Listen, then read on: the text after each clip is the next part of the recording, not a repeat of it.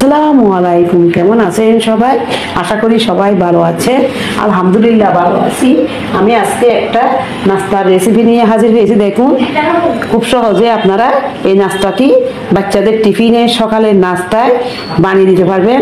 কতটা জালিযুক্ত হয়েছে, খেতেও অনেক মজা হয়েছে। দেখুন কতটা জালিযুক্ত।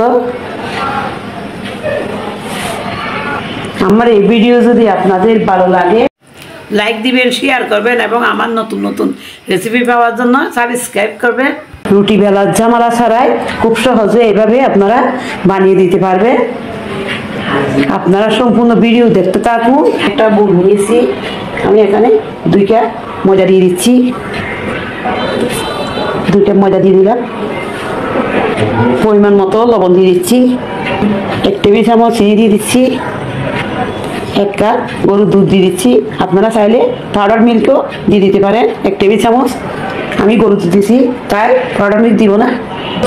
1 কাপ দুধ দিয়েছি, এবার 1 কাপ পানি দিব আমি। আর আপনারা যদি পাউডার মিল্ক দেন তাহলে 2 কাপ পানি লাগবে 2 কাপ ময়দার জন্য। আমি মোট 2 কাপ ব্যবহার করেছি। এবার মিক্স করে দিব। পানির ঘনত্বটা আপনারা বাড়িয়ে কমিয়ে দিবেন। আমি গরুর দুধ 1 কাপ দিয়েছি, এই জন্য আমার মোট 1 কাপ পানি লেগেছে। এরকম একটা ইউনো আমি দিয়ে দিচ্ছি।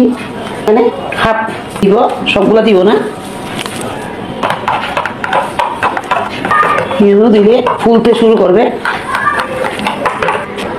দেখুন ঘনত্বটা এরকমই হবে। সবাই একটা প্যান দিয়েছি। দেখুন কত ছিদ্রযুক্ত হয়েছে। ননস্টিকের প্যানের মধ্যে আপনারা এই পিঠাটা সহজে বানিয়ে দিতে পারবেন। তেল ছাড়াই ননস্টিকের প্যানের মধ্যে খুব সহজে এই পিঠাটা বানিয়ে নিতে পারবেন। কত সুন্দর ছিদ্রযুক্ত পিঠাটা হয়ে যাচ্ছে। এই পিঠাটাও হয়ে গিয়েছে। দেখুন জালটা মিডিয়াম একটু গভীরের মধ্যে রাখবেন। এই যে কত সুন্দর জালিযুক্ত হয়েছে। কোন একটা প্লেটের মধ্যে আমি পিঠাগুলো বানিয়ে নিয়েছি। কতটা জালিযুক্ত হয়েছে, সফট হয়েছে। এরকম খেতেও অনেক মজা হয়। এভাবে বানাইলে বাচ্চারা খুব পছন্দ করে। সবাই ভালো থাকবেন। আল্লাহ হাফেজ।